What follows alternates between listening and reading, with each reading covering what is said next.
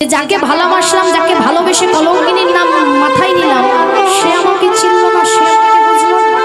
বাবা, কেউ যদি প্রকৃতপক্ষে ভক্ত হয়, সে ভগবানের কাছে কিচ্ছু চাইবে না, না টাকা চাইবে, না বাড়ি চাইবে, না গাড়ি চাইবে। আপনি যদি প্রকৃতপক্ষে ভক্ত হন, আপনি ভগবানের কাছে মন্দিরে গিয়ে কখনো বলতে পারবেন না, প্রভু আমার একটা বাড়ি করে দাও, আমার ছেলের একটা চাকরি করে দাও।